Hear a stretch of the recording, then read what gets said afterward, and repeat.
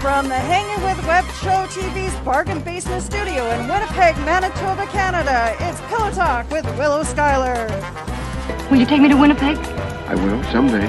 Toronto, Montreal, Quebec, Winnipeg. Now what's this guy doing up here in Manitoba?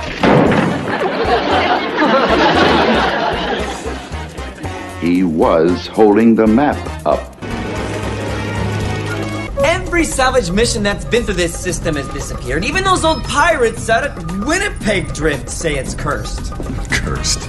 Winnipeg's got a great ballet. Have a good time, I swear to God. Sweet guinea pig of Winnipeg! They've taken over our company! Balderdash! I never agreed to that! I should have stayed in Winnipeg, you know? I had a nice gallery, 3 paintings in the wall. Are you kidding? And you look back. Born home, Quebec. Drafted out of the juniors in the 5th round to the Toronto Maple Leafs. Played for a year with the Leafs, then traded to the Winnipeg Jets, then to Calgary, then to Boston. Wow. So Winnipeg must get pretty cold up there. That's it! Back to Winnipeg!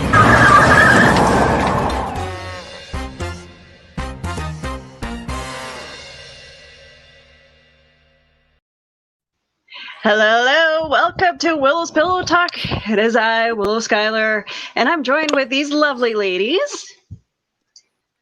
Hello. Divine Femmes. I am so happy to finally be able to chat with you guys about burlesque, and it's something that I've always been interested in. I love watching it. Heather, how did you become a part of it? Tell me how you first started with the burlesque scene.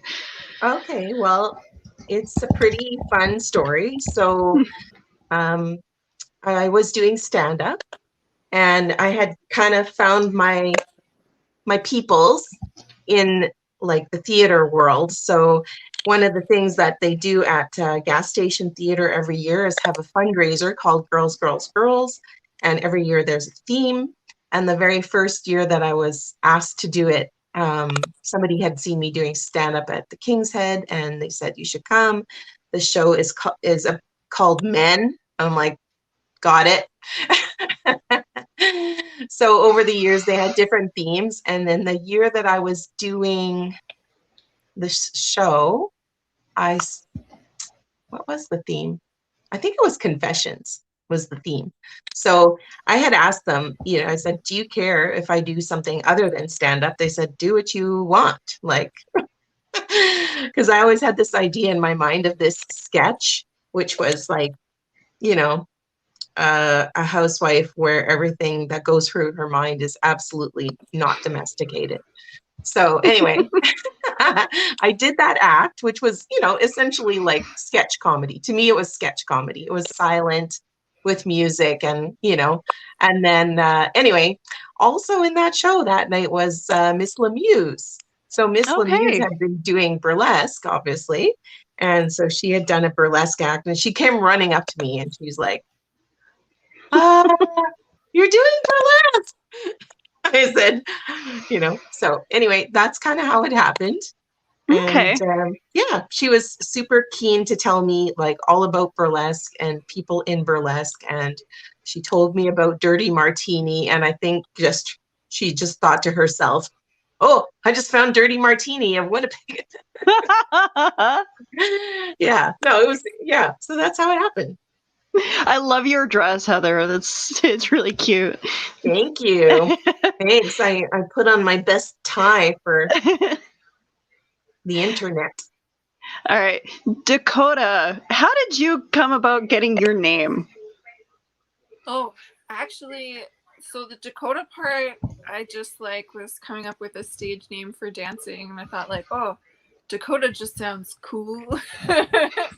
And then when I went out west, I was working out in Alberta and BC, and there they advertised dancers like so-and-so is going to be at this club, so-and-so is going to be at this club, and Dakota, it turns out, is not the most unique stripper name.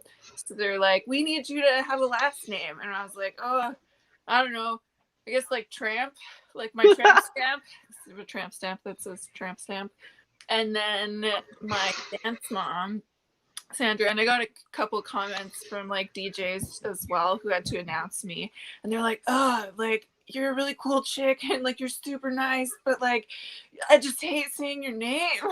Oh no! Like, oh, it's not bad to be trampy. That's like the whole point. It's okay. But I hear you, and so yeah, my dance mom was like, "You have to class it up," and so I was like, "Okay, I'll be Dakota Von Tramp." Because that's yeah, so out here. Although Dakota Elegance sounds like a car. Yes, I know. There's a like with wood paneling. I'm like, I am driving a 1993 Dakota Elegance. I've got 4 pine trees hanging from the mirror. It's very elegant. Now, does the name? Do you guys get to name like the stagehands before they become dancers or performers, or is that something that they come up with themselves as their training per se? Yeah, I would say everybody picks their own name. I think it's something to have a lot of fun with, right? And yeah, I would say, because like even I mean, we didn't come up with, I don't know where, does anybody know where the name like kittens, like stage kittens came from?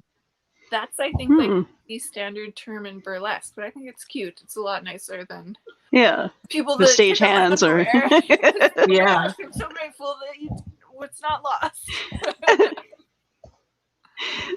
So I know that there's a couple ladies in the group that have like backgrounds of different things. I know one girl was in roller derby.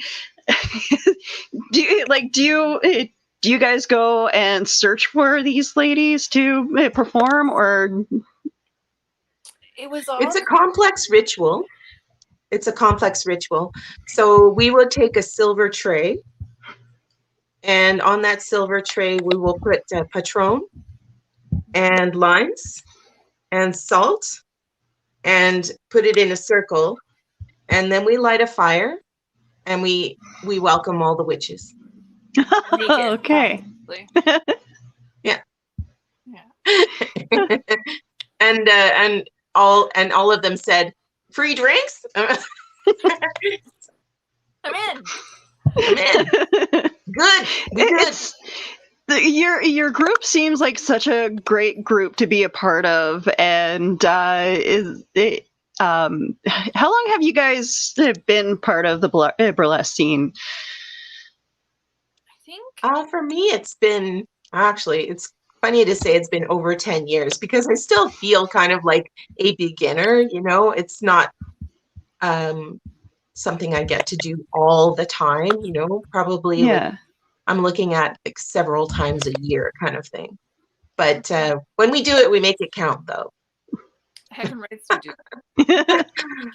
I know you guys have like ties in with like the pinup people as well. Like, it seems like to go hand in hand, pinup and burlesque. Do you guys like the pinup aspect of burlesque, or do you guys just try to do it your own style?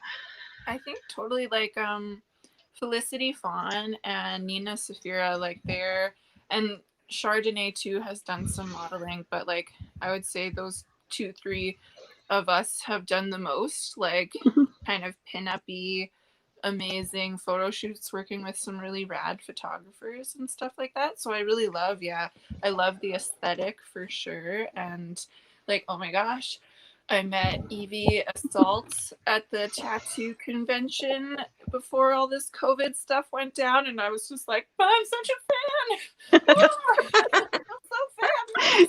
Yeah, so I think that was like, yeah, I think there's definitely inspiration. And then like that photo that you posted of our like Divine Femmes like first photo shoot, like, oh my gosh, those photographers. I love that picture. Like, it's so pretty.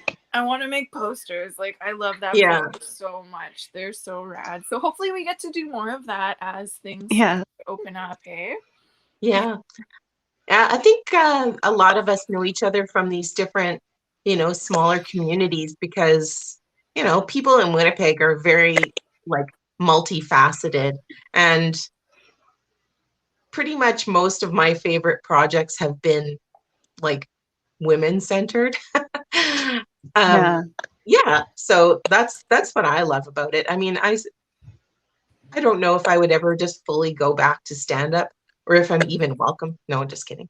But like, it's such a different world. I mean, there's obviously lots of women also doing stand-up, but when I was first doing stand-up in Winnipeg, it was pretty much guys. Yeah. And a few ladies, and now it's wide open. And honestly, like, I love being up on the stage at Burlesque because then that's my role. That sounds selfish, but I get to be in that, I get to have that highlight. And then I also kind of get to walk away after 2 minutes. Like, it's very, that joke didn't fly. Oh, good. Well, we have a dancer. Ironically, I always have somebody covering my ass in Burlesque. And like, so heckin' talented at emceeing, like the way that we've been putting together our digital shows. We're all just like sitting at home, haven't even like, it's not like organic where you're like the performers waiting in the wings for you to introduce them. This is just like you in your bathtub, and oh my gosh, the things that you say just like make my heart so happy. It's off the top of your head. It's amazing. Yeah, I love to see it. So good. It is a fun spot for that, right? Like, not only I find are you kind of like letting your body loose, but you're letting your mind loose too. And I've seen so many, just artistic inspirations through Burlesque. And it has nothing to do with, like really like what anybody looks like. Well, sometimes. But it's just, you can tell that these are super creative people, that come at it from, dance backgrounds or, clown backgrounds. I love clowns. I love the fact that Burlesque seems to be very inclusive of every body type, and you guys definitely aren't, putting your nose up at people who are, well, plus size like me and you, Heather. But I mean, it's just, like, you guys welcome women of all shapes and sizes. And I mean, like, I'm sure there's men out there that like to do the burlesque thing too. Although I'd like to see a little bit more. But no, it's like, has burlesque always been that way, or has it just been in the last 10 years or so that it's been more inclusive? I don't know. I think like, from what I've seen, I think that it's definitely been, from my experiences, right, which has been in the last like less than 10 years, is that's one of like the most awesome parts of burlesque, is that it is so inclusive, right? Like, we had a performer at one of the burlesque festivals who was in her 50s, and like, oh wow, gender inclusivity. And it's something that we're like really conscious of as a group of like mostly white, mostly women. Like, that's something that is something that we want to work on and like be aware of and stuff, because I think it's so important that like in a world where there's so much like Photoshop like crap, that if this is like real like women's and men's and like gender neutral people's bodies that we're seeing and celebrating, right? Like, that's so important. And it's okay, like, not even okay, it's just awesome. Willow, have you seen Sassy Wheels? No. Yeah, she's a performer, and she performs with her partner, and he's called Quirky.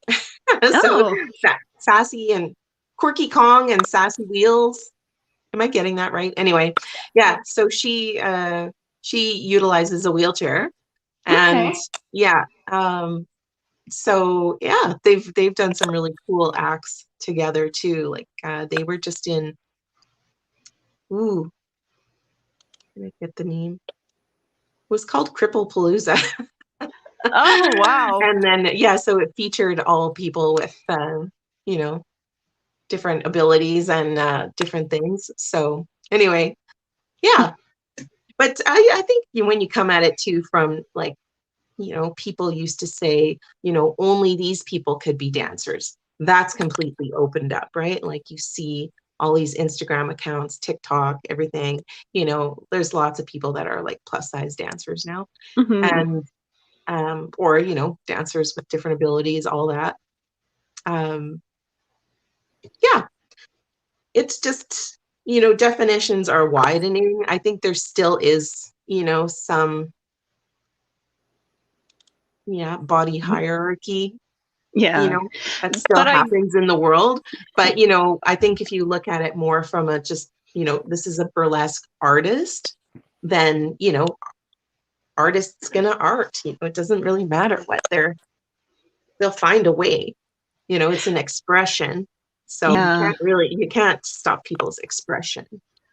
And I think like coming from like the strip club world, which is really like, has a pretty narrow kind of lens of what is acceptable or what is welcome, that like burlesque is about performing, right? So anybody can perform, and I love to see people getting up on stage. I think that like Megan Funk is always like somebody that I kind of like shout out all the time, because she just is like, I think that what she does is so empowering, right? Like that's what I think, like most of our audience is women, and I think that we all deserve that like experience of like feeling sensual and like confident in our bodies. And so I love that Megan Funk kind of like brings that opportunity for people. It's like, yes, like I'm gonna like show you the moves, and like she's just such a powerhouse, like positive person.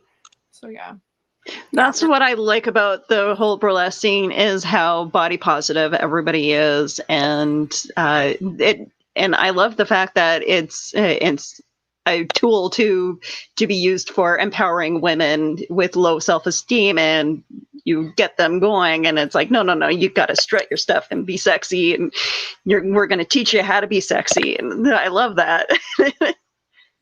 Or just even like find a spot that's not to use an overused term like safe space, but some people feel these things, but they don't really feel like they can express that. And we're just saying, yes, you should, like, please let that out, because it's totally not to get woo, but we're going to get woo. But I mean, it's an energy, right? Like we are having an energy exchange with the person, and it's goes both ways, right? Like I'm giving something to the audience, but they're also really giving something to me.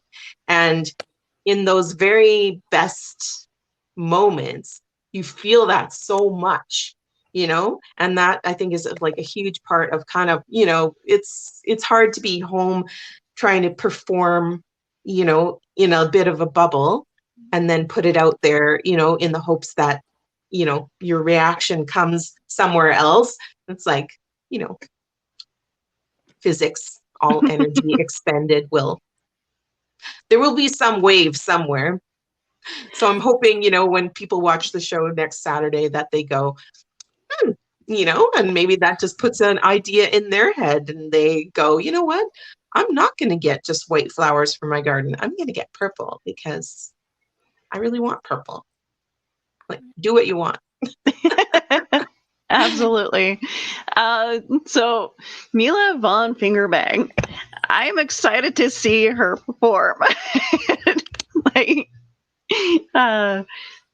I'm so proud that you guys are doing this, and I've got to experience you guys growing in your field, and this is amazing. Like I've been a fan of burlesque for. I got introduced. Yeah, it's been about probably 10 years or so, and watching the Brash Bunnies burlesque troupe do their thing at the Park Theater, and then it just kind of grew from there. Been trying to follow everybody's career as much as possible. Yeah, it's I remember that actually. That was super fun. One of the members of that group, today she's like a very proud Transconian, so she's always doing fundraisers. So I'm pretty sure Brash Bunnies show was a fundraiser. I can't remember exactly who for, but yeah, Lisa organized a fun run for today, so I fun walked. Yeah, that's fine. Yeah, it was hot. Super hot. I worked the drive-through today, and thank God for air conditioning, because it was just as soon as I stuck my head out the window, I'm just like, I'm going back in. It's heavy. Yeah, it's heavy. Here's your drink. Okay, now I want iced coffee. Gonna have to start making your own. Yeah. Well, I have an espresso maker. Yeah, I could do it. Start making your own cold brew.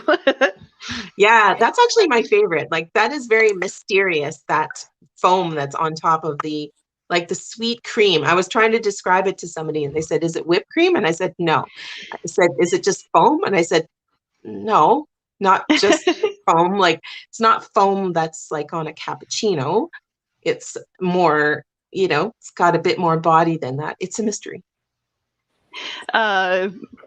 The way Starbucks Look at me trying to shake Willow down for her recipe. the way Starbucks makes it is it's like a mixture of heavy cream and 2% milk, and then we kind of like do a little blend and create like a microfoam of I guess it's kind of like whipping it. Yeah. So well, it has that. And then how it sits on the top is so nice. I actually have a silly Starbucks story if you guys want to hear it. Oh, yeah, absolutely. Okay. So pumpkin scones may or may not be the best thing ever. I love them. And quite a few years ago, a good friend of mine also worked at Starbucks, and she said, oh, I found this kind of copycat recipe. So I went ahead and made them, and they turned out really well. I was very impressed. So, because I'm generally not much of a recipe follower, but for this one I did, and it turned out really nicely. I was very excited about these scones. Second part to this story. This is where it becomes a sitcom, because here's the second thread. Okay. I used to be so this is also part of my comedy backstory, is that I was like a big fucking deal in MSN chat rooms, because I was always just like joking around, like exactly like what I do now, except I was a mom with like 3 kids under the age of 5, and I was very much needing an outlet. Yeah. Very much. So I used to chat in this room, and then eventually it became like a social group because it was Winnipeg people. Fast forward, people for a certain amount of time. What's the thing that happens after you know a whole bunch of people? Someone dies. Sorry, the story gets a little sad. No. Don't worry, it's going to come back. So anyways, this is a sad story. Somebody that from the internet passes away. Another person that I knew, another lady, she's like, were you going to go to this service? And I said, yeah, I am. So we go to the service, and we are seated in, the funeral home. The music is playing, people are just still kind of filing in. So it's that time before the service. And my friend is just sitting, with the program in her hands and her head is down. And I'm also doing the same thing, except at the same time, I'm like, dang, those scones were really good that I made. This is my mind. I'm sorry. No. So I'm think just we've all sitting been there there, also. though. And so I lean over to my friend. I'm like, have you ever had pumpkin scones from Starbucks? And she looks up. She's got tears. Like, she has been sitting there crying. Meanwhile, I'm just sitting there like fangirling over my own baking. And yeah. And then so she looked at me and she's like, what are you talking about? And I said, like those pumpkins. She's like, no, why are you talking about scones at a funeral? But anyways, it just made her burst out laughing. And then I burst out laughing. And, well, like in the kind of quiet, like, yeah, that kind of laughter, so we darn near got kicked out of a funeral where actually so we had a male friend with us too. And he's like, ladies, not the time. so we got crapped on by Glenn holding up those societal standards. But anyways, those scones are good. And she was a nice lady. It's sad that she died. I'll have to knock at your door for those scones when it comes time. You know what? I have delegated, like, as I said, I'm not really one to follow a recipe. However, my husband is, like, he would follow a recipe. So it's been handed to him. So he'll make those coming up in the fall season. Okay. So yeah. order your scones from Heather's husband. Yes. They're a little bit not terribly time consuming, but they're a little fidgety with their fancy icing. Good to know. Yeah. Dakota, do you have any hobbies that you like to do? Not baking or cooking. I'm terrible at both. My hobbies are my dogs, basically. Like dogs, and then burlesque is pretty much where all of my time and most of my money goes these days, especially. But yeah, I don't know, I enjoy summer. We were talking kind of about like shows and stuff like that, and like seasons, especially being in Winnipeg, that like you kind of just want to enjoy every bit of the summer, right? So yeah, I've been doing lots of hiking and beaching and that kind of thing. Okay. What's your favorite place to go hiking at? Lately, the Whiteshell. I love, like, actually this winter I got into with my best friend winter hiking, and like it's so good. Like all of the fun, none of the bugs. It's so good. Beautiful. So we were at I think it's called Indian Point. Yeah, out there. Beautiful. And I got my mom there's these Hike Manitoba books. So super like specific to Manitoba, really beautifully done. So I got her those for her birthday, and I'm gonna check them out too. They have one that's like specific to dogs. So what that's all about. I'm not into camping. Like I don't like to sleep on the ground. I work hard so that I have a bed and a roof over my head. Like why are we living on the ground? I don't know. But I do like hiking and then coming home afterwards. That's my thing. Okay. But I do like, I'll get into camping if it's with the right people. You know what? Camping. I love camping. I've always loved being out in the wilderness and exploring and stuff like that. So you do like deep bush camping? Oh yeah, that's fun. It helps when you have a redneck for a husband too. So yeah, and he knows he can navigate himself through anything. Yeah. So, he prides himself on being the Boy Scout. You have to take. This is what I don't get about camping. It's like you're moving like a crappy version of your house into the woods somewhere, and it's so much work. It's so much work. Testify. Put a bed in the back of your truck, and that's it. Yeah.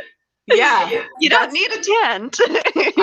Thank you for reiterating exactly what I think about. Because actually, there's been a couple of times when, I don't mind being, get me a cabin. It doesn't, that's my jam. But there's sort of like that, there is that fine line. Like I don't mind the, slightly rustic, but the whole packing, like, no. Yeah. My whole family loves camping, and I love my family, so I went one weekend camping with my mom because I love her and I want to spend time with her. And I woke up in a tent on the ground and had a panic attack because I was surrounded by people who were camping, and I was like, "We all have jobs. Like, what are we doing out here? Why are we sleeping on the ground? It's wild." Yeah. But it's okay. I think that I'd be better at it now because, like, I have a rock solid mattress, which has been the best thing for my body.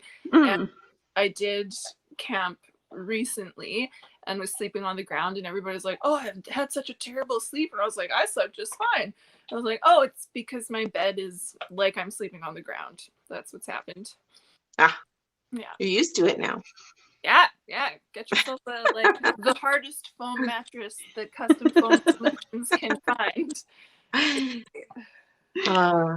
Yeah, that's the big thing, right? Like, if I had too many years of my life where I didn't sleep well because of children, so you're going to tell me now that you're going to remove me from my home that has heat, air conditioning, running water, a room to myself, doors that close, toilet paper, access to food that's more than hot dogs.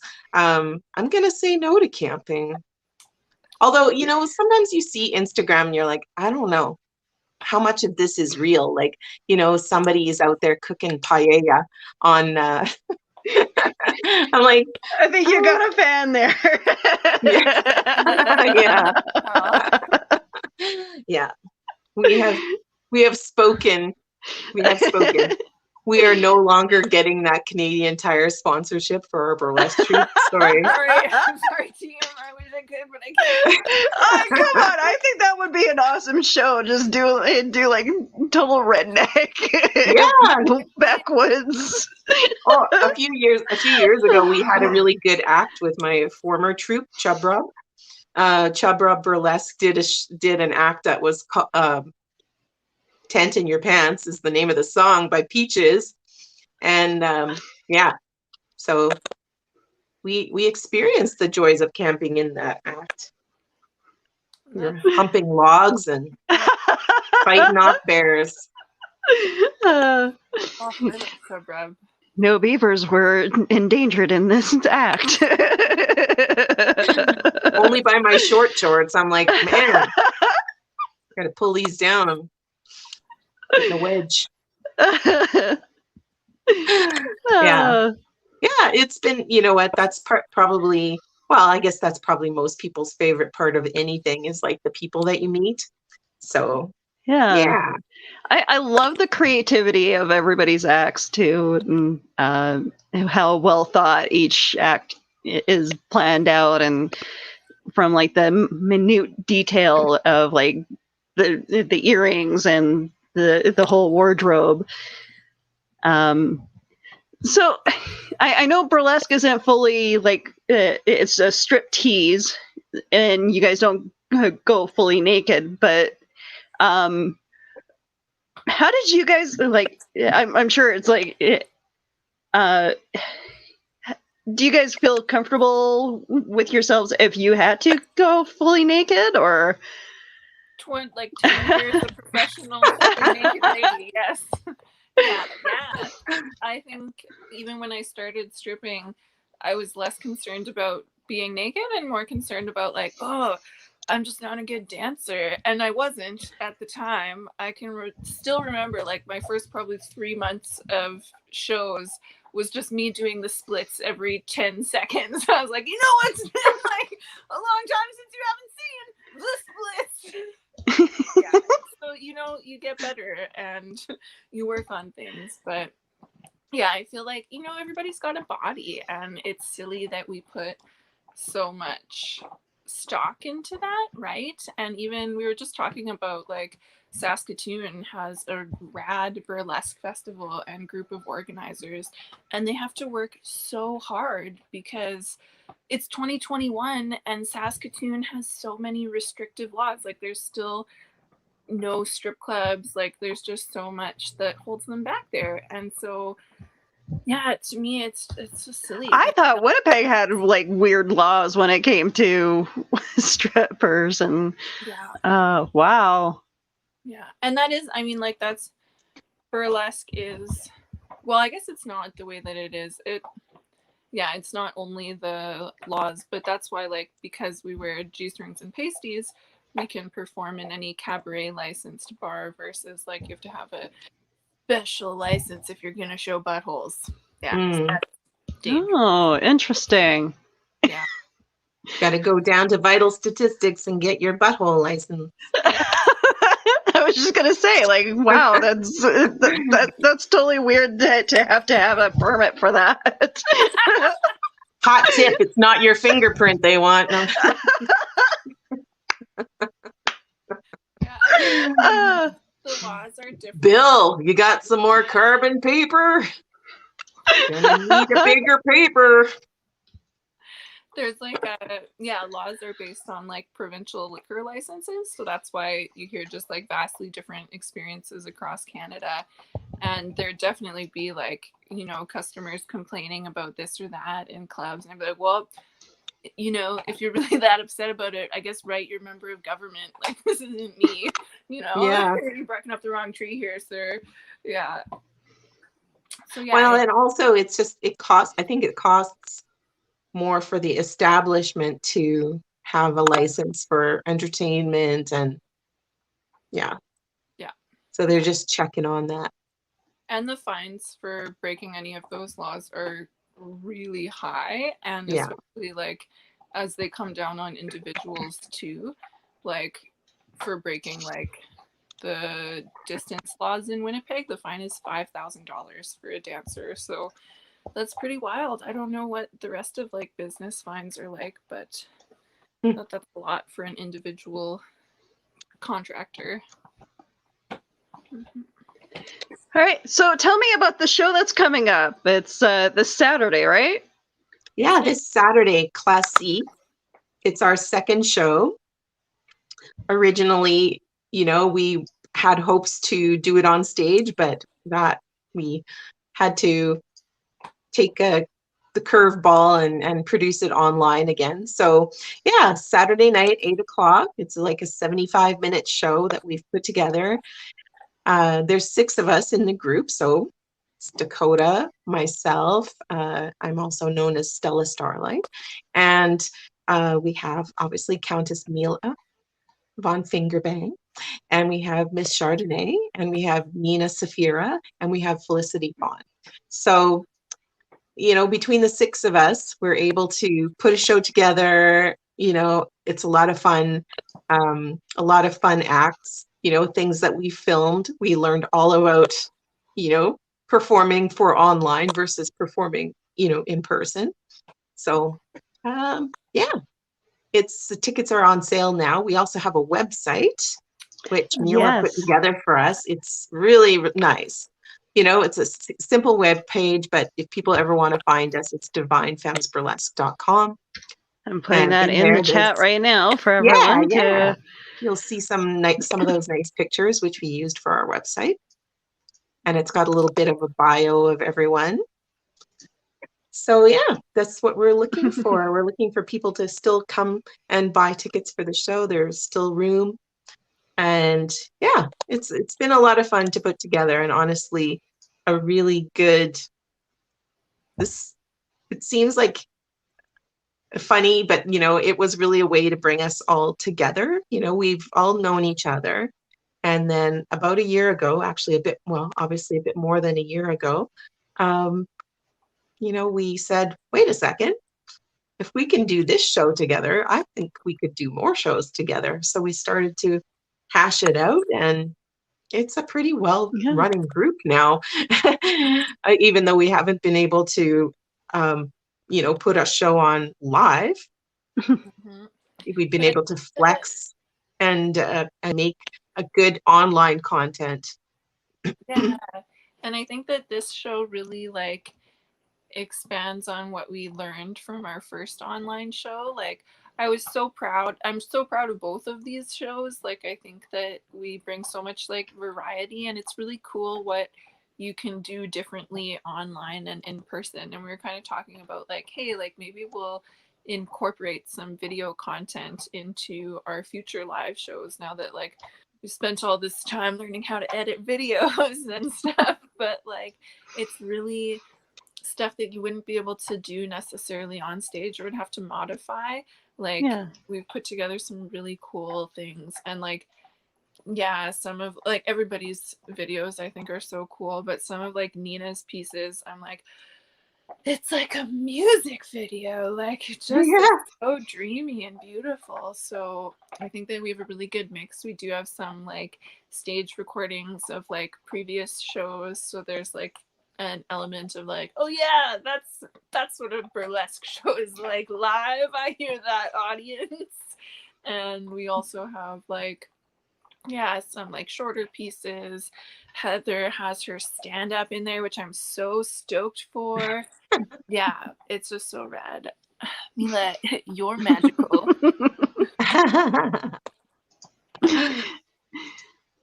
We love you, Mila.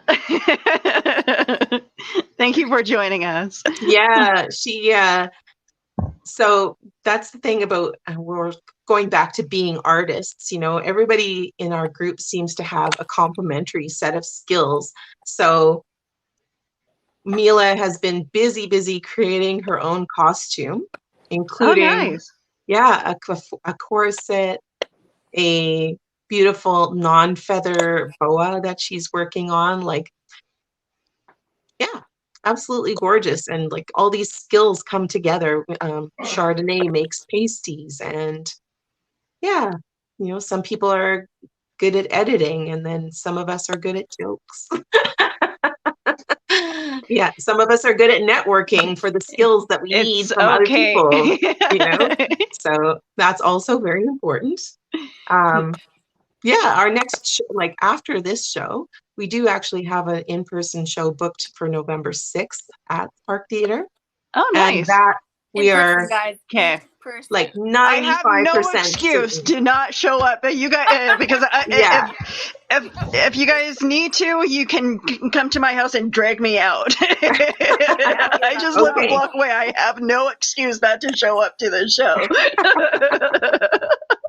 Yeah, I mean, I think it's going to be really. I think everybody has, mixed feelings about the whole experience of what it was like to go through COVID. And this has been a really nice break, a break, but also, like a really positive, something to look forward to, because, we also have learned like, wow, you got to plan these things a while in advance. Like, things take time, those things don't get beaded overnight, or like those dance moves don't get made. Don't get ready overnight.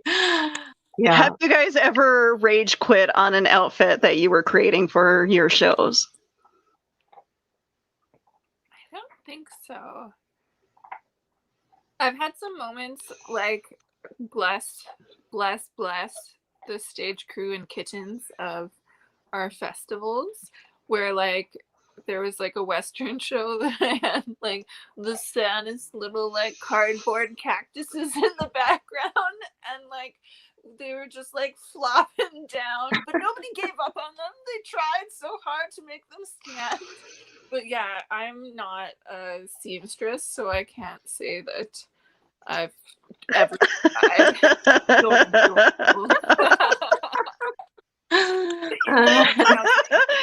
I need to hear the story eventually. Well, that's actually the fun thing about being, like when when I'm hosting a show, I'm basically almost always in the wings. You know, I might disappear into the back for a second or a minute to fix something, or but yeah, I get to see everything from the side. So actually, you know what? It's pretty funny, and provided that it's good to try, you know, obviously try your best, but it's also good to not take it too seriously, because honestly, these things that if you scrambled to hide them, it would be worse than if you, it's like, you know what I mean? Like you've got to call out what's in the room. Yeah. So yeah, if something funny is happening, well, pay attention to it. Otherwise, it just looks like a distraction. But if you have something funny happen, like, I don't know, like Mila, I decided, was a poor choice. I don't wear heels a lot in my daily life. And so when I wear them for burlesque, I'm a little bit on the struggle. But I wore some really, really high heels, and like they were very stiletto, and I literally like stepped into the electrical box on stage. Oops. Yeah. Like I went down. Scary. But it was kind of like a slow down, like, oh, I no longer have balance. But yeah, so, you know, people just sometimes think, oh, she meant to do that. I'm like, actually, no, but thanks. Yeah. And some projects do take like way longer than would ever thought. Like as soon as I said, like, I haven't rage quit on anything, but I have just like taken a long break from redoing my feather fans. When I first made them, I made them with wire, and so they would like stab me, and I've like bled.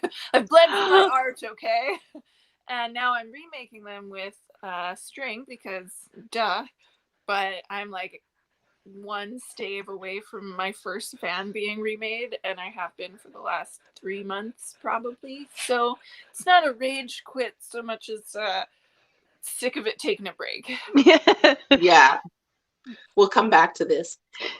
That's kind of how I feel with, like, I'm trying to work on my Elvira's burlesque outfit, and sequins. Why did I think I can work with sequins? They're so small and so nasty. Yeah, I got like the strip ones, and I was trying to like figured I'd like iron them on with like iron on tape or whatever, and they weren't sticking very well. So I'm just like, okay, you know what? I'll go in when I have the patience and actually hand sew it all in. Nice. But yeah, that sounds awesome. You'll definitely have to wear that to the Halloween show. Oh yeah, absolutely. I think we're calling that show Night Circus. Ooh. Yeah. We had some different ideas for the show, but that I think is what we're going with. Okay. Yeah. And we have some like big Halloween fans in our show. I admitted to Mila that I actually had never seen Hocus Pocus. And then, yeah, I'm under house arrest now until I watch it. Not allowed to attend any burlesque until so yeah, not to give too much away, but people definitely are. Yes. I'm sure you guys have like all the caution tape up for your stage, and it's like we haven't had too many accidents. I remember during one of the Winnipeg Burlesque festivals, though, there was this really awesome act, this duo, and they were from BC, and they were in like they were in like hockey jerseys and like had their teeth blacked out, and were playing kind of like a fake game of hockey. And then one of them jumped up on a shadow box, like a theater shadow box, and then jumped down and just like crunched her ankle so bad. Yeah. So luckily our troupe hasn't had anything happen like that, but knock on wood. Yeah, knock on wood. Doesn't happen. Yeah. I know I have a tendency to get kind of klutzy, and it's not an endearing quality in me. Like, some people are like, oh, she's so cute when she's klutzy. Nope. I'm very much like you, Heather, where it's like, if I fall, it's like I try to pretend that I meant to do it. Yeah. Or I'll try to fall in a way where, it's less damaging to my body, and it's usually on my ass. Yeah, I'm lucky. I've never really, haven't broken anything. Only hearts. If I do pretend to do like a striptease for my husband, it's like I'll get to a point where it's like I'll pretend to be sexy, but then it's like I'm trying too hard to be sexy. And then he goes, what? And then I'll stop, and he's like, why did you stop? I'm like, because I was just being a dork. I think that's a note for like so many performers. Doesn't matter whether you're new or not. It's like we're our own harshest critics, because I'm sure that your husband was like, yeah, he was. Why did you stop? He did, right? Like, it's our own kind of self-consciousnesses that are like, oh, this probably looks dumb. No, it probably looks awesome. Yeah. Thank you, Carl. I am very much a sexy dork. Yeah.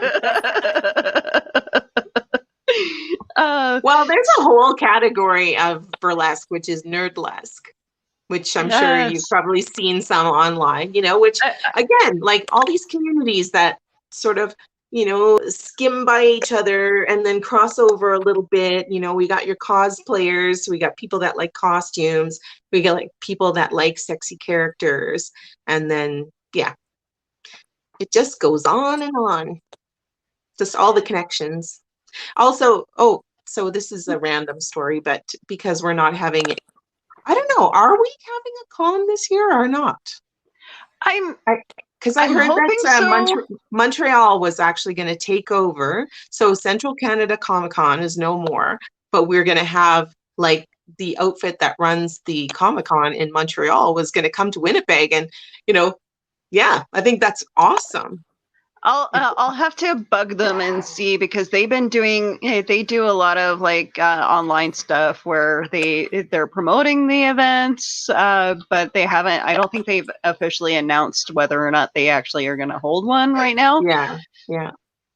I can only imagine, like, as we've found out how much advanced time it takes to plan like a show of 6 people that are involved, like, to plan an event on that scale, especially like, so here's like, come on, normal winter.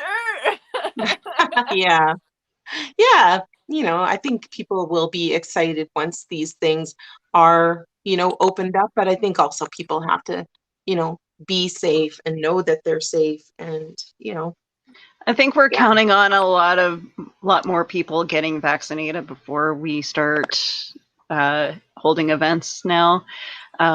So hopefully, well, now things are starting to open up again. So hopefully, we'll see a little bit more in the way of, community centers opening up to hold events, and, even the convention center again opening up.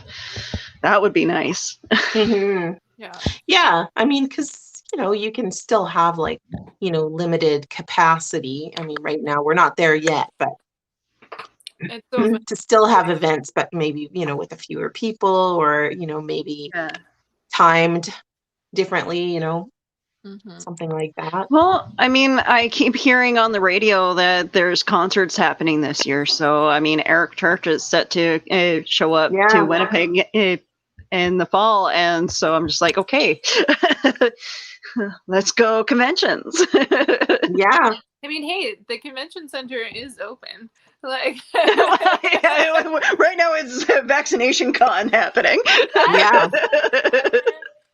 I mean, that would be a great place to busk, right? Like, why we should burlesque busk. Can that happen? Finally, a a captive audience. That would be awesome. Yes. Why haven't they done that? That would be amazing. Like entertain people while they're getting their vaccines. That's and right. I'm going to inject some joy into your day. That's our while tagline. you're getting, you know, Yeah. very important injections. Yes, that's right. I think we just had the most brilliant idea. Yeah. Come on, Minnesota, get on it. We can, we can have, okay, do you want the Leela show or do you want the RBC show? Because you want the RBC show. We can give away prizes for the best mask. Right? Yeah. Man, Turn your mask into a G-string. I know there's been a couple people dressing up in interesting outfits. Yeah.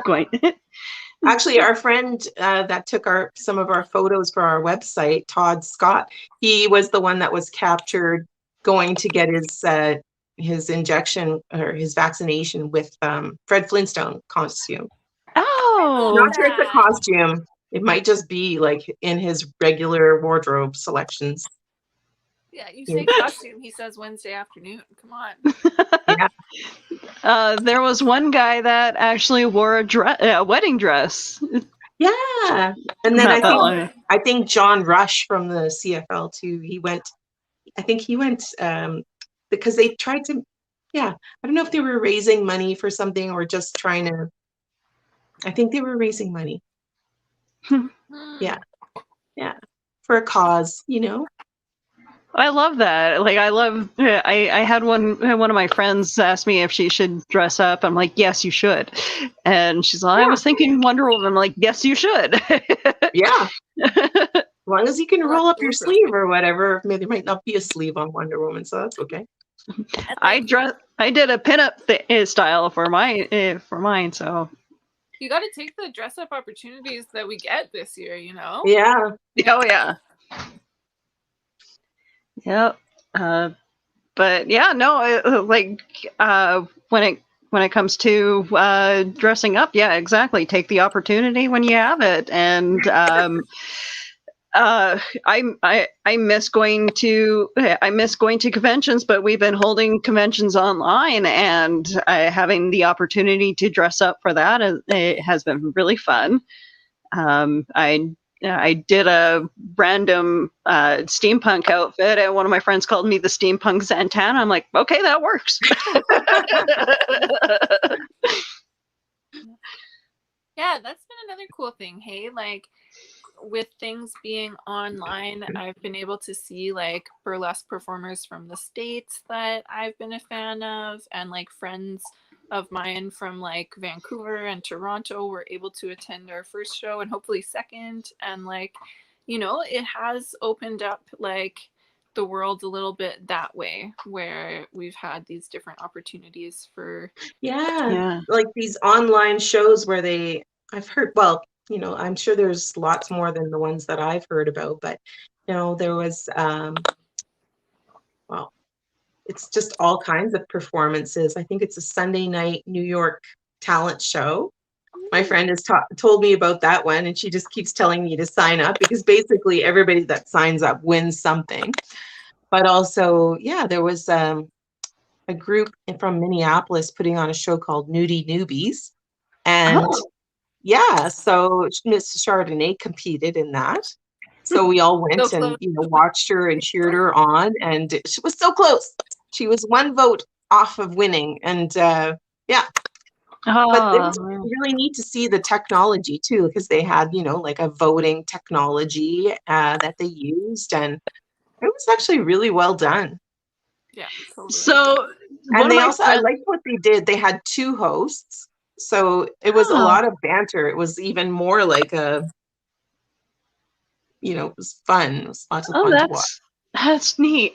One of the guys that is part of my broadcasting group here with Hanging with Webb, he's in the guitar air guitar championship. I think he got into like 4th or 5th place this year, And so last year, I think he was in 3rd place. I could be wrong, but I'll have to ask him again. But Winnipeg doesn't have an air guitar. Like they have something in Toronto, of course, and like Montreal, but Winnipeg's not doesn't have like a home base.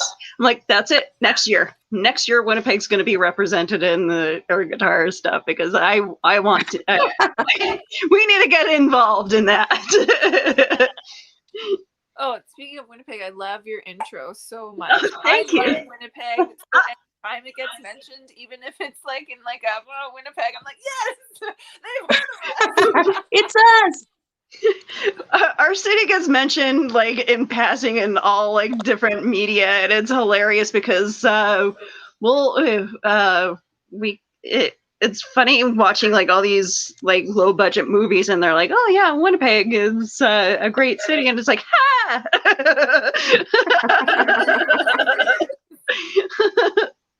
We were in the this maybe is a couple years ago, but it was like a National Geographic top 20 cities to visit in the winter, which is a mean thing to do to people. Like, that's not nice.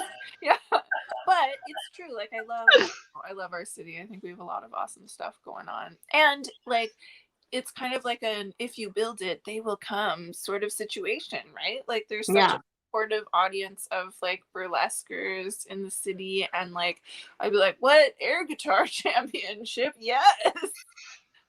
So it just like it takes like getting something going, but the support is here for it. So yeah. I think we could get like Jay Williams should host the air guitar championship. Absolutely. Like I gotta get the mayor to sign off on it and be like, hey, we need to be represented with this. Get serious here. We can't let Toronto or Quebec win on this. Can't have all the glory, God. We're Slurpee capital, and so yeah. Slurpee capital. Could we become the mullet capital? Mullets are coming back. They've been back for a while. If my hair wasn't so slow to grow, I would definitely have a fashion mullet by now. Yeah.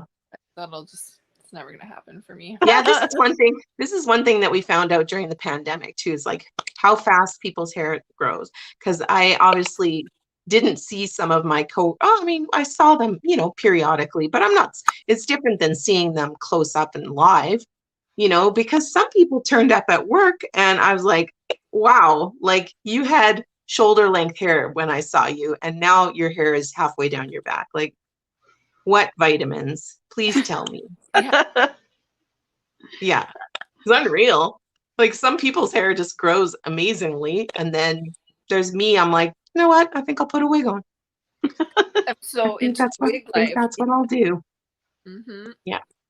I've been like kind of trimming my own hair because it's like, in between not being able to go out anywhere and actually go see a hairstylist. It's like, okay, I'm gonna dye my hair. I'm gonna learn how to style my hair.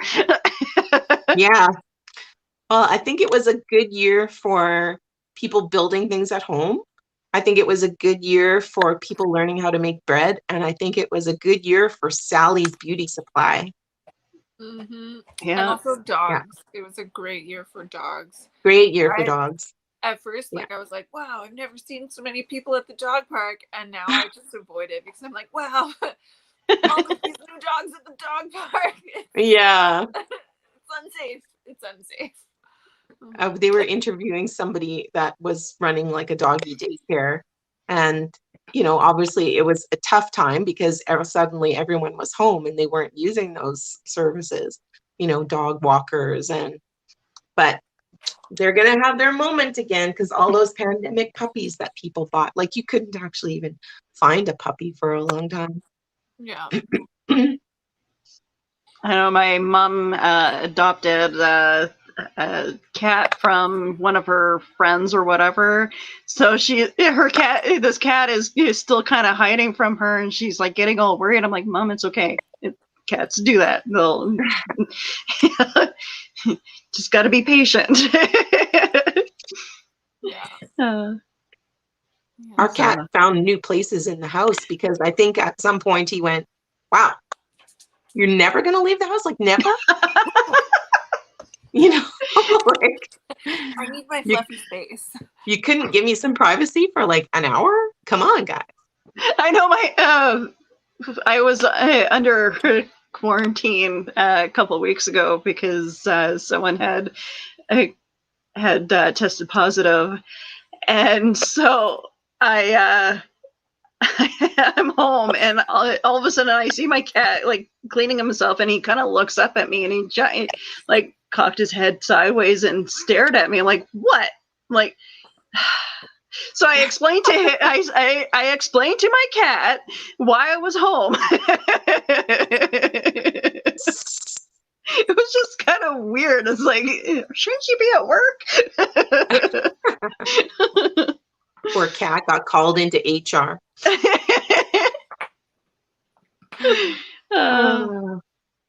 But animals have an interesting sense of humor with this too. It's like one moment, like I'm home. I'll be home after work, and aside from them meowing at me to be fed, I don't see hide or tail of any of them until like the next feeding.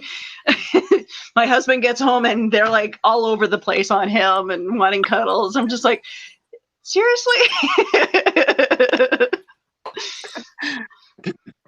If you could give your pets a burlesque name, what would they be called? Well, I guess they kind of do already. Well, cats are freaking burlesque dancers. They tease you like crazy. It's hilarious. Oh, yeah.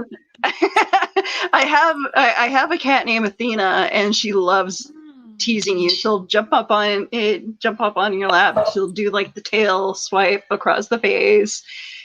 She'll show her belly, and then you go to scratch her, and she's like, no.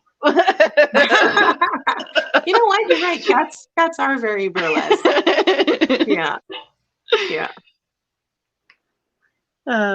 But yeah, I have dogs.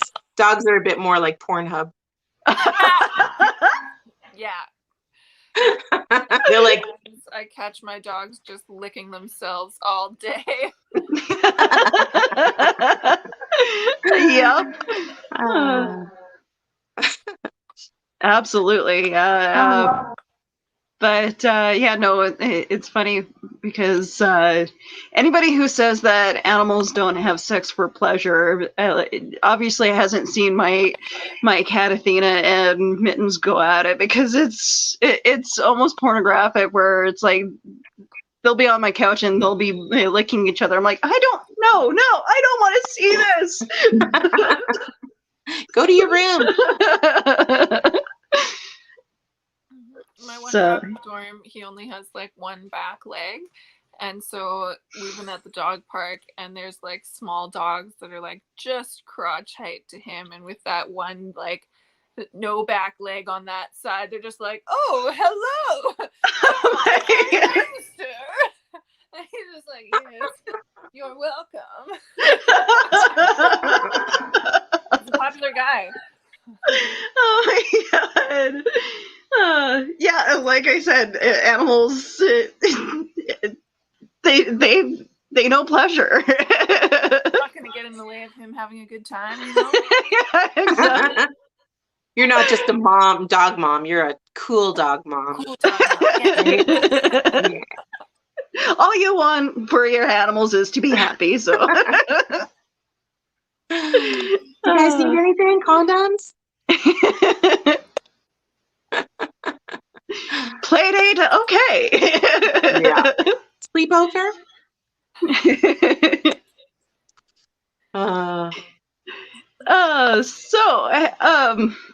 What's like? I know every show has a theme. I know you were saying something about the next show being a Halloween theme. Do you have a list of all the themes that you guys want to do?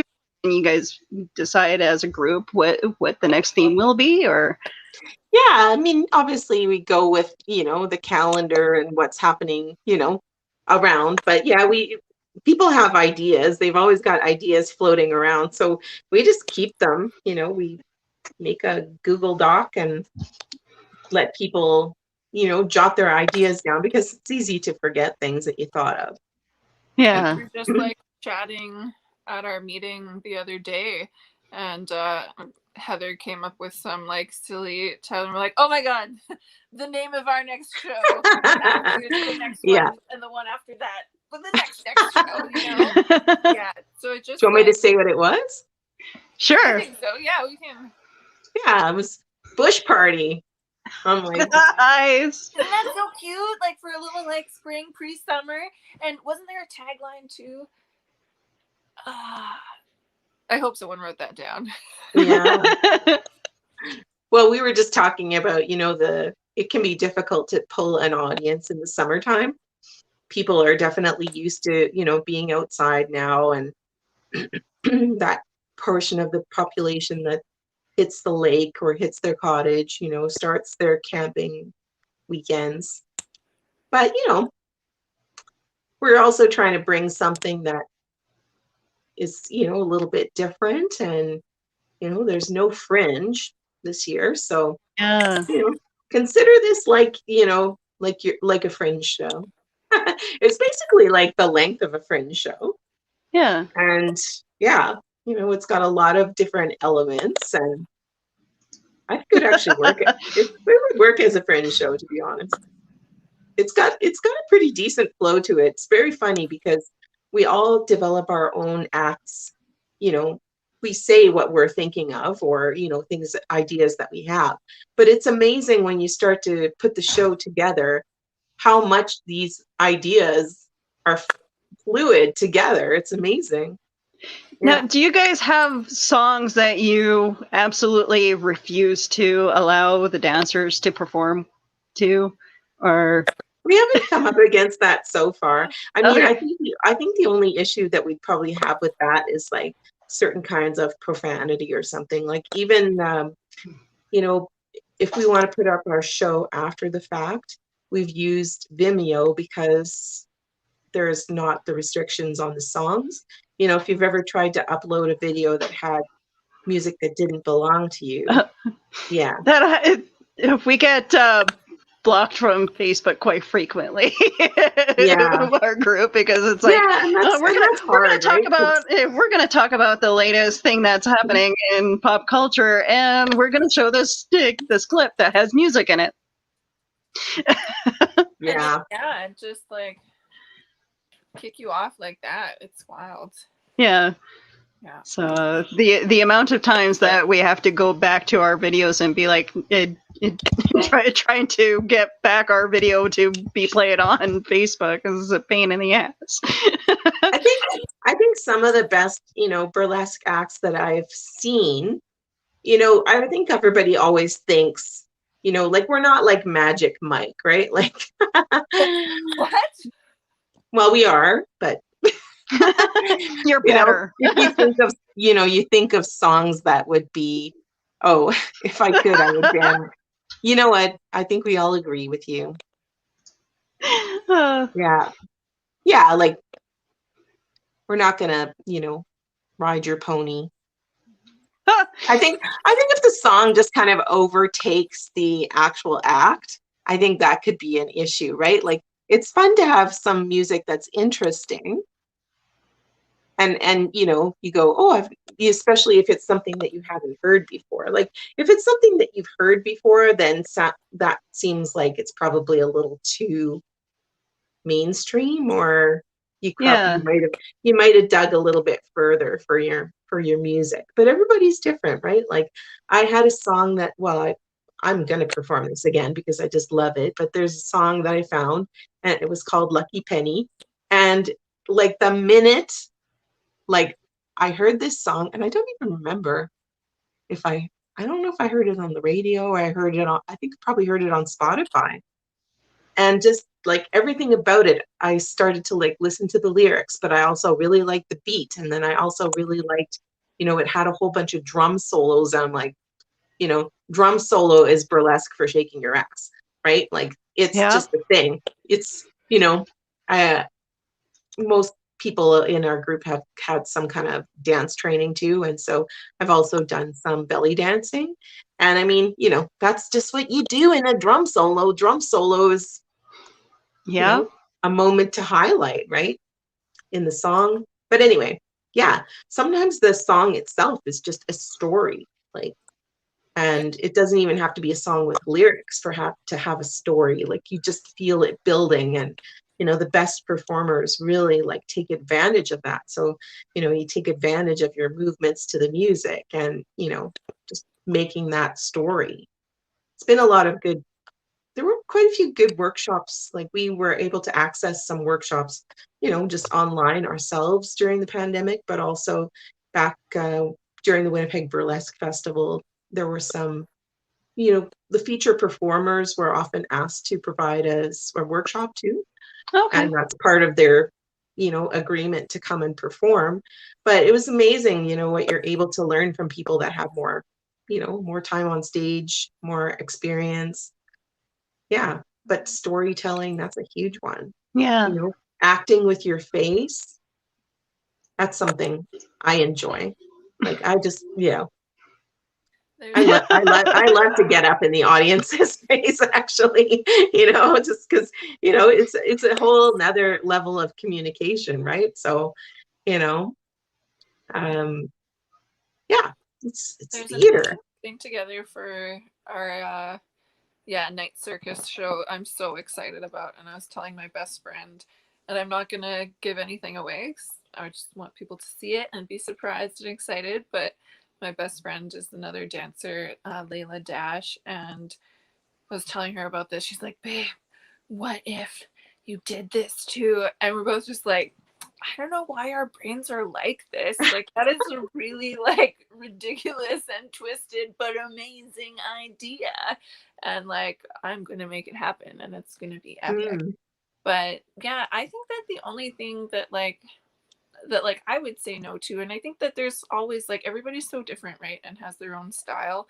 But like we were like just kind of like tossing ideas around, and one was to have like a shepherd's hook kind of hook people off.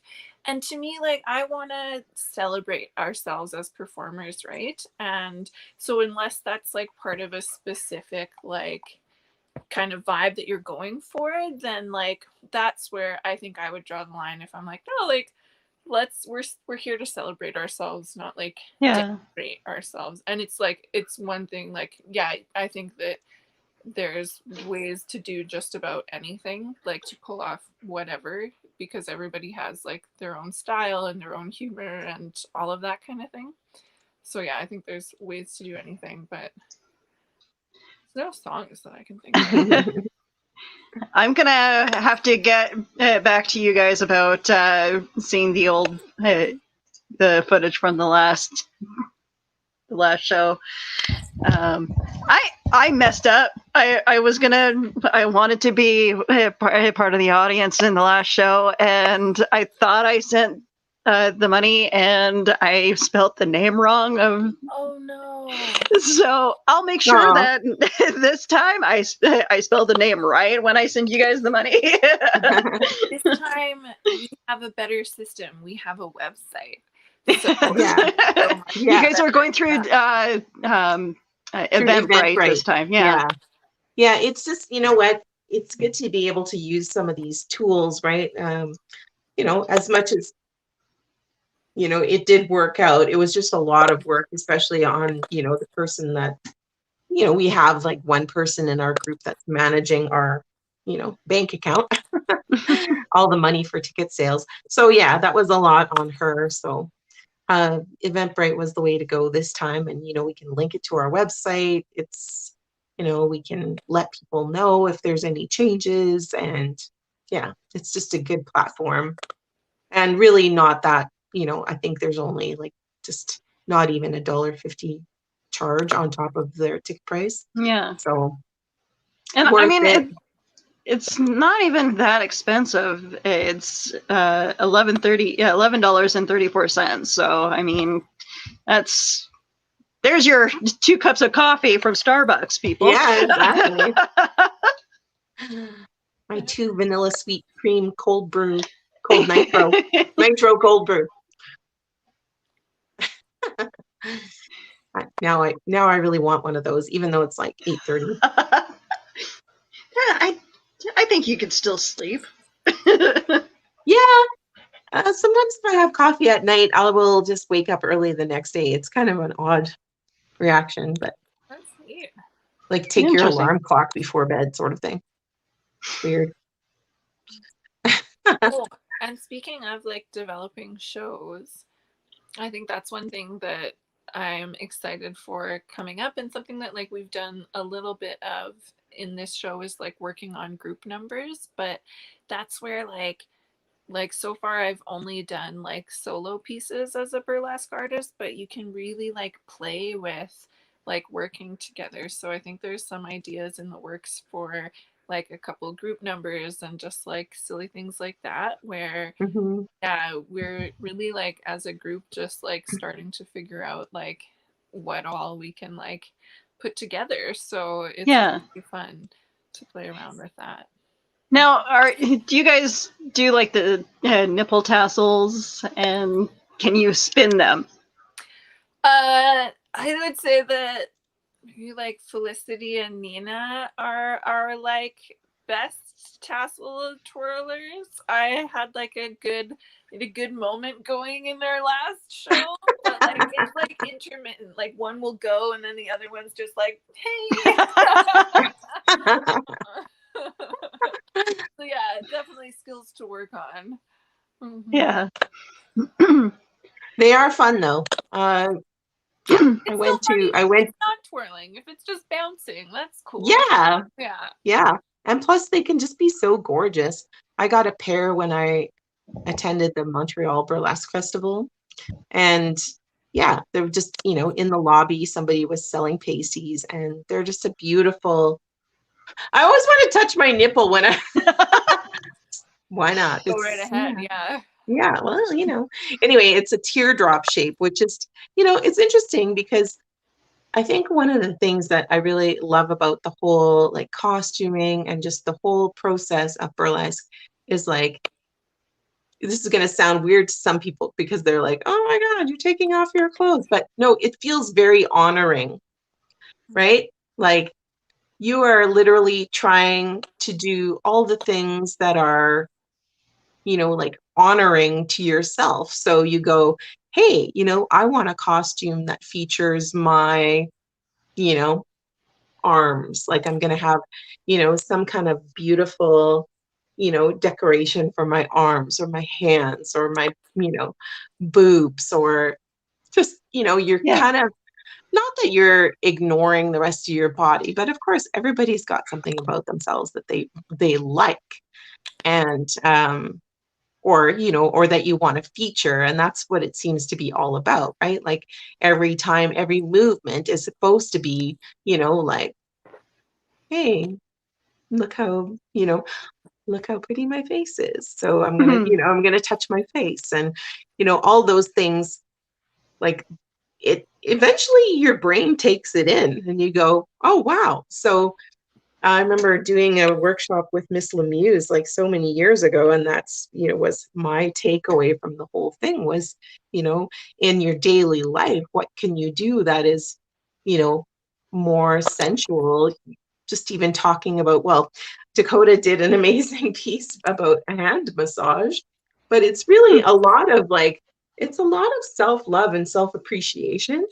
And I think, honestly, I think that's not why we have like women audience, but it appeals to people because, we're not looking at ourselves with a huge like slant of criticism. Quite the opposite. We're giving ourselves a real lift, and it's not just for ourselves though, right? Because it's still considered kind of radical to like yourself. It's weird. because there are so many industries that will have power over you if you decide that you don't like yourself. So, the fact that we go out there and go, hey, look, my one boob faces west and my other boob faces east. What about it? Like I'm covering I'm covering the whole room. She's got her eye on you and she's got her eye on you. So, I often joke that my boobs enter the room before I do. Well, and that's what I mean. Like, it's playful in a way that is good for you. I think it's really good to have these, not just positive thoughts about yourself, but even just these realizations that, like, I'm not perfect, but who cares, right? Yeah. Chat has entered the chat. Yeah. Everything. Chat has entered the chat. Oh, he's so sweet. Is that a boy? My cat Simba. Aww. He's a polydactyl. He has 6 toes on his front paws. Yeah. Major mittens. Well, I think that, especially like to keep on with what you were saying, Heather, like we, there's so many strong messages that we get telling ourselves not to like, whatever, everything about ourselves sometimes. And so it really is like a practice of, actively working against that to love yourself. And I think that burlesque, like, it really does, it puts that into action, right? And there's like, like talk about, like, I was like doing a bit of coaching about like just milk every reveal, right? Like as you're, engaging with your audience, make sure that like people know, like, you're about to see my boobs. Like, this is very exciting. Did you know that this is going to happen? Are you ready? I don't think you're ready, And like every part of your act is to feature and to highlight something and celebrate it, right? So I think that, that's a really cool thing. And it's so easy to self-deprecate, and I'm very bad at doing that. And I actually, with my group, I actually came up with the idea last year that, we all have, like, creative people have a bad habit of self-deprecating. And it's like, one of these days, I'm just going to, instead of a swear jar, I'm just going to have like a self-deprecating jar where I put, a toonie or something every time I say something bad about myself. And it's like, and then the money will go to charity or something. And so I came up with...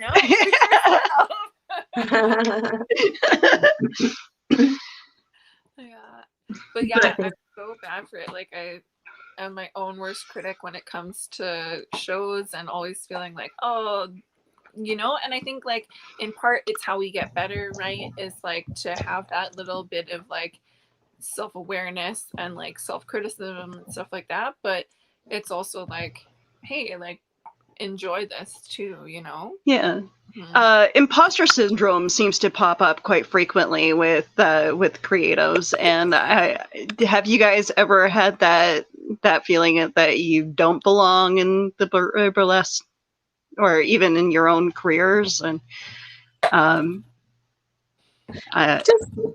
think it can be sort of an extension of anxiety, because anxiety is, often like overthinking. And I found that whenever I was having those feelings of, it's a kind of a doubt, right? Because you're wondering, I think it's that moment where you invest too much in other people's opinion. Yes. And you start worrying about it. And, you just really can't. I mean, if you're going out there, obviously, we try our best, and sometimes things happen. But the funny thing is that most of the time, even if, there is some kind of like error, or you don't think it was your best, chances are somebody out there still freaking enjoyed it. Like, I read something recently too. It's like, basically don't worry about doing these things badly. Like, worry that you're not doing them at all because you're, you know, just letting your perfectionist tendencies, you know, stop you. Yeah. I think it's better to just go out there and do something. Not that we're not trying to be good at it, but you know, those fears, yeah, kind of get away from those fears, because also that's an energy that transmits across too. Like, I remember when I was doing stand-up more, and my husband said, man, you just gotta stop laughing at your own jokes. Like, not that they're not funny, but you know, like, it was really good advice, because he said, people will feel sorry for you. Like, and that's not a really good energy, right? Like, I never thought of that. In burlesque or comedy, like, you know, I just have to have so much confidence, and like, oftentimes, you know, like, there's a portion of acting in there, you know,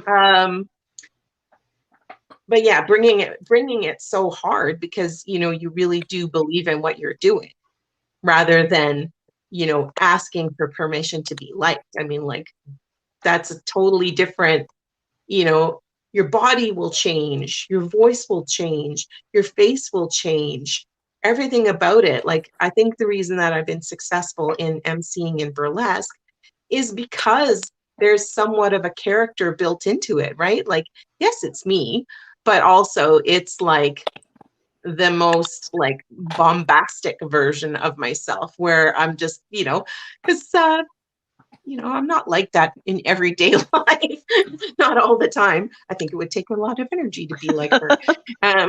But you know, like, that is part of me, but it's not the complete me. So you know, sometimes the quieter me has gotten on stage, and I almost feel like, you know, like, why am I here? Yeah. And literally, like, putting on a certain costume or look, yeah, it's changed. It really changes the game. I have sort of another costume plan that I'm very excited about getting. Oh, okay. Yeah.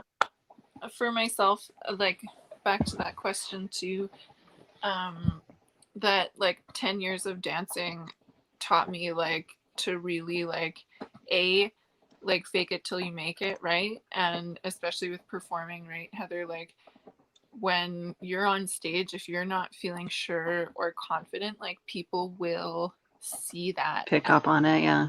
So you have to kind of like go with the attitude of like, you are welcome, like, I'm like, I'm gifting you this performance, and like, you're so welcome to see it. And like, I've had so many moments on stage of like things goofing up, like my feather fans getting like stuck to a bra, or this piece not coming like off the way or as quickly as I wanted it to. And it's like, you can, if you let that get in your head, people are gonna see it, versus if you're like, you know, you play it off like, oh, how rude that this is not going the way that I want it. Oh, here it is. Right? Like, it's that fake it till you make it thing. And I sometimes call it like my serial killer confidence, where I just, like, whatever the situation is, I just choose to read it in whatever way benefits my self-esteem the most. So Yeah. There was like a show that I did, I was like midnight on a Saturday, and the whole like front row of the audience was full, of the stage. This was at Teasers, and nobody tipped me. And you know, that could be like a huge blow to my ego, and be like, oh my god, what's wrong with me? Or it could just be that like they were so blown away and mesmerized by my beautiful performance that they just forgot to reach into their wallets and give me their money. But right, it's like, it's sometimes, and so that's why I call it my serial killer confidence, because that is maybe like slightly deranged, to be like, oh, it's because I stunned them with my beauty. But it's it is a practice, right? Like we can choose to, because that imposter syndrome is real for sure, and you can like anybody can get caught up in it, I think. Yeah. But it is about like recognizing like, hey, like there are people that are into this, there are people that are liking this, and like my reading of this is only like my reading of it, and it can be like, so like, did I have a good sleep last night? Did I have too much coffee today? Like, what is it that is like shaping my perspective? Because that's, yeah, it can change, right? And we can be in control of that. And so I think it's also a big reason why we're like, I think everybody is benefiting from working together. I mean, because we're there for supporting each other too. And, you know, it's already happened a few times where people needed our support, you know, they weren't sure about something, and, you know, we're very lucky to have like a whole hype crew, you know, and yeah, the dancer that I remember who would always just be like, well, don't like it, don't look, you know, like that's a you problem. That's not a me problem. Like, yeah, it's my problem. It's not. So I think that it's good to have those attitudes and to have like a crew of like people and friends who are there supporting and being like, yes, oh my God, like, yeah, I think we all like fan over one another pretty hard. Yeah.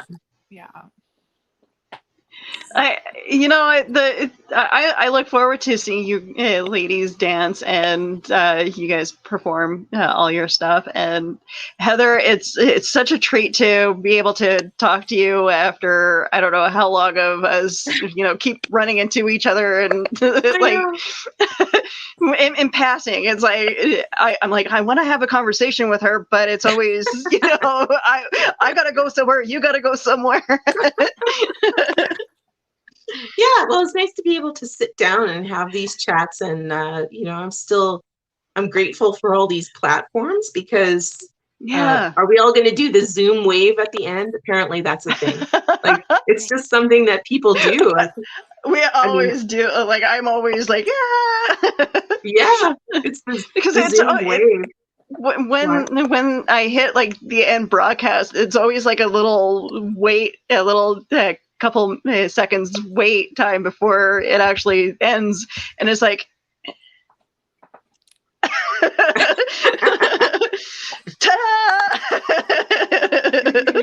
that would probably be a good time to do like your if you ever need a still shot or something, like just at the end. We did that. Well, you'll see in our show, we did some banter, and we were trying to figure out, you know, okay, so what else should we do? Should we all blow a kiss? So we can all blow a kiss again at the end of this if you want. Yeah, absolutely. I think that would be a great idea. But in the meantime, I should probably throw it. I'm going to share the screen so that we can actually see your website here. Yeah. So. Yeah, huge shouts out, Mila. Like, we've all learned skills from this, but like, oh my gosh, she built a heckin' website. So look at us. I love that image. You guys are amazing. And editing. That's all Comtesse Von Fingerbag. Yeah. There. Yeah, we all did those photos like separately in our own homes. You know, she said, let's get you from like the top of your headpiece to your knees, and I'll work with those images. So she made it look like we were in the same place. And somehow I'm the tannest of them all. This made me feel very pale. I'm like, oh no, I'm actually like, am I the lightest one? I'm okay. Yeah, it's okay. Yeah, I was just like, it all depends on the lighting of your high house exposure, too, right? Like I took my picture on a sunny day at the top of the stairs where my kids went, what are you doing? Living my best life. What? Yeah. That's right. I know. Yeah. It's funny. Speaking of taking pictures at the top of your stairs, like that's where I like to take my pictures and like my costumes and stuff like that. And or my husband will walk by and he's like, do you need my help? I'm like, yes. Yeah.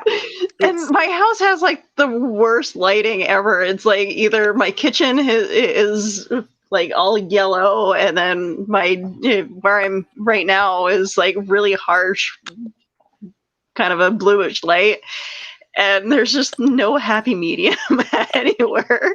I learned to substitute a ring light with one of those like happy wintertime lights. Yeah. Like sunshine or whatever. Yeah. That's been my filming light for all of our video projects. So it's working. This is what we learned though, Willow. Like it is, I mean, as much work as it is to put together an act that you're going to perform on stage. Wow. Like times that by 10 for filming your own act, like self-filming. Woo.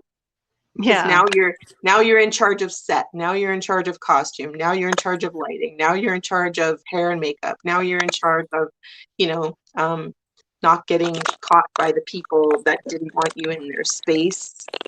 That might be a spoiler alert. I didn't get caught. Oh no. But I'm sure they enjoyed their CC camera footage on Monday when they came into work. Yeah, they're like, security guard got very lucky. What's happening out in the fountain? I don't know, George. I don't know. Don't worry about it. I took it to the show. It'll be okay. Yeah, that's right. You should have put that. Like, learn more.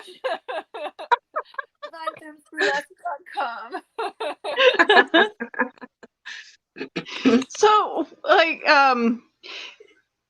I know sometimes performing on stage it can be difficult depending on like the stage too, because you're not used to. Like, do you guys have a ritual where you guys walk the stage before you go on and just try to get the lay of the land, or? We do tech rehearsals at like park usually like the day of. I am like the least organized. Well, not, I don't know. One of the there's a crew of in our troupe, so organizing is not my strength. And I put together a group show at Shannon's last year after it was at the tattoo convention wrap party, and no, pardon me, the tattoo show wrap party. And I was like, sorry guys, I know nothing about this, like how we're gonna play music, what the stage is gonna be like. Just show up, be able to do your act wherever, so sometimes we have like the good fortune of being organized and having like time to prepare and like figure out stage setup, and sometimes you're just like winging it. It's carpeted, turns out. Yeah, it turned out well in the end. Like it was a good, nice, captive crowd. Just pre-COVID, the room was full. It was full of people who were wanting to relax after they were done a couple of days at the convention, so they would have had their final Sunday at the convention after that. Yeah, we look forward to doing that again. Oh, me too. I'm humming on high on whether or not I should do the pinup pageant again, and I'm just like, I want to do it, and just I feel, and here's where the imposter syndrome comes in. It's like I'm still a newbie when it comes to like the pinup fashion and hairstyle. Of like, should I just leave it to the professionals? Because how else, like, that's one thing that's so tough, right? Is how do we get stage performance, like experience? We put ourselves out there, right? And if you had fun doing it, and especially like when it's so scary at first, right? Like you're putting yourself out there and there's so much nerves, the feeling after is like so euphoric, right? And like you've already done it once, so you can do it. Definitely do it again, like yes. And that's how you get better, right? It's like by continuing to put yourself out there, I think. See, the hype girl in your corner. And it's about the community too, right? Like, even though I shouldn't say I don't like contests, but you know, it happens in all kinds of versions of performance, you know, where it gets turned into a contest. And I think probably the most important thing to be in those kinds of things for is just for the connections to the other people. I mean, obviously we all want to go out there and do our best, but there's so much that's subjective about, you know, being judged in that manner, right? Like, it's very subjective. So, you know, I did the, you know, funniest person with a day job at Rumors way back, and I ended up, you know, making it through all the rounds until I was actually in the finals. And that year, I think I was the only woman that was in the finals. And to me, I'm like, you know what? That's good. I didn't really feel the pressure to do it again the next year. But then, you know, I was kind of finding my way into different things too, like what I'm doing now. And, you know, it's good to honor those instincts, right? So if like you have the instinct to go for it, then go for it. Yeah, exactly. You know, it's also fine to say, you know, no to some things, and you go, yeah, maybe something else is coming down the line. And I love to challenge myself when it comes to things like that. Like, I performed at Rumors a couple times thinking that, hey, I'm going to try my hand at comedy.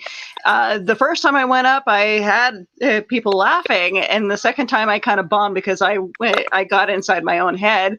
And I've been always thinking, it's like, should I try to do it again? You know,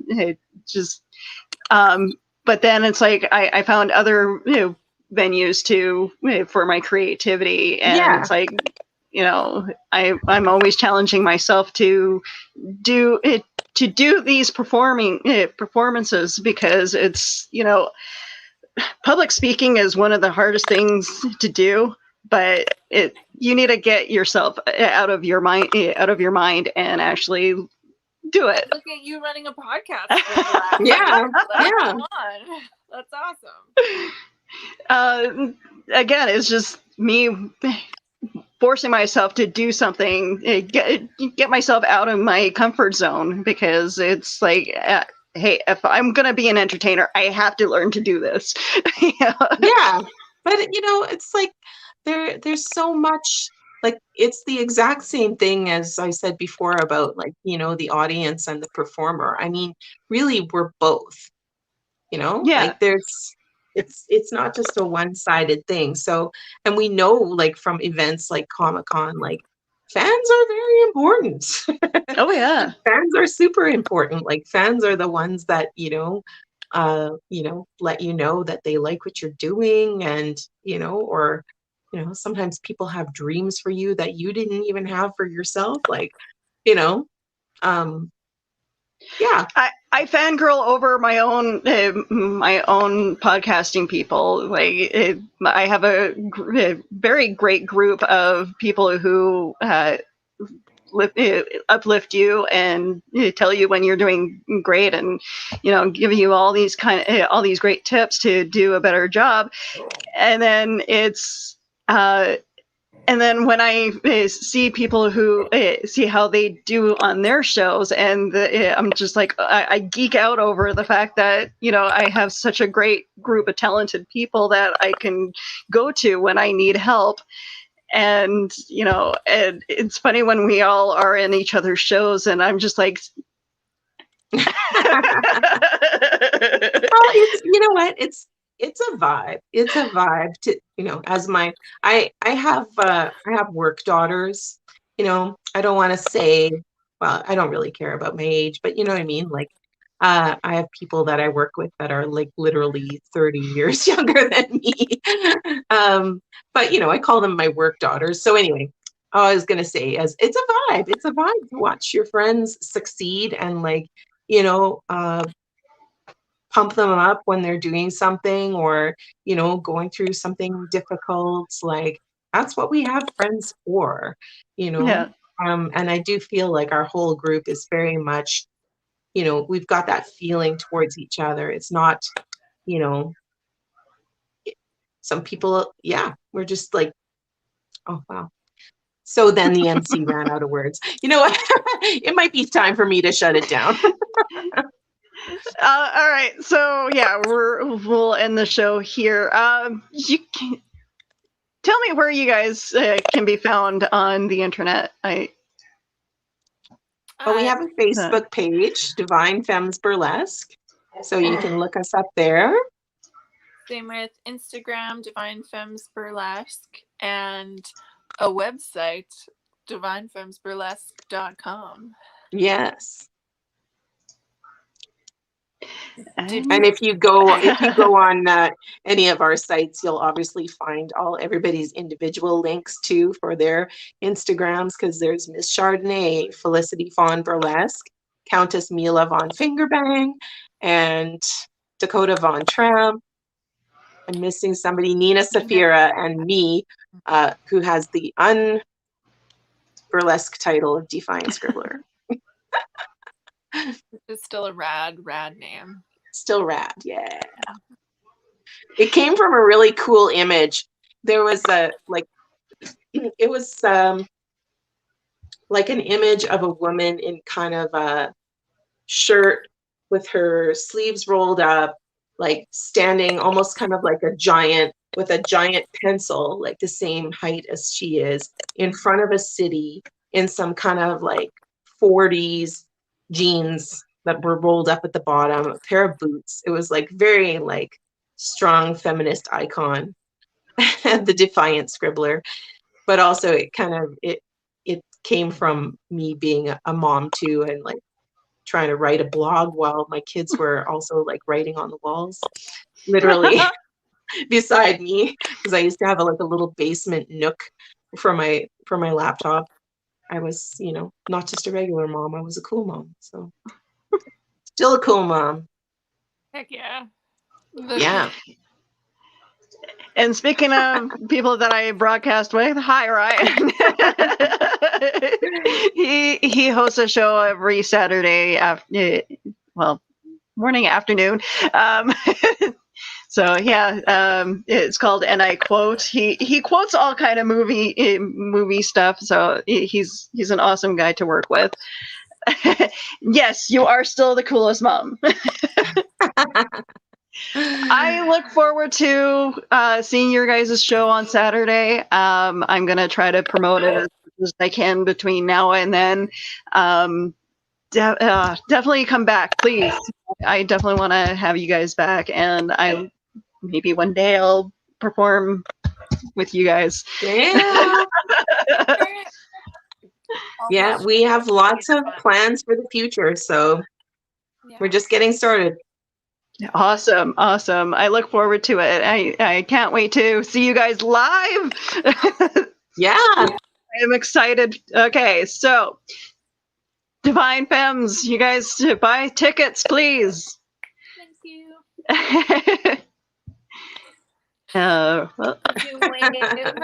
Yeah, okay, I'll play this video. I'm GW Pouncer. Okay. I'm Dina Marie. I'm Sage Ia. I'm Thomas Carter Rochester. Hey, I'm David Thompson. Hi, I'm Kevin. And I'm Mia. Hi, I'm Mark. Hey there, this is Dave Adams. Hi, I'm Rosemary Rose. Jerome Conner here. Hey guys, it's Josh Bauer. Willow Schuyler. I'm Cosplay Michael. I'm Alva. It's your boy Country. I'm Ryan Permison. And I'd like to ask you guys, please subscribe. Please subscribe. Please subscribe. Please subscribe. Please subscribe. Please subscribe. Please subscribe. Subscribe. Please subscribe to HWWS Web TV. Great bunch of people. And don't forget to smash the bell. Ring that bell. Smash that bell. Hit that bell. Hit the bell to be notified. Hit the bell to get notified of new shows and videos. You're going to want to do that, so do that soon. So we can cross that 20,000 mark. And get us to 100,000 subscribers. To 1 million, and 10 million, and 100 million. On HWWS. Web TV. You'll really like it. I guarantee it. Thank you. And yes, you guys can find us all over the internet as well as me. I am the Hanging with Web Show program director. So all the cool little posters that you see in the morning of each show, which I was really bad and didn't do that this morning. But yes, I'm in charge of that somewhat. So I love you guys. I have a great night. Thank you for joining us. Okay, let's throw a kiss out. It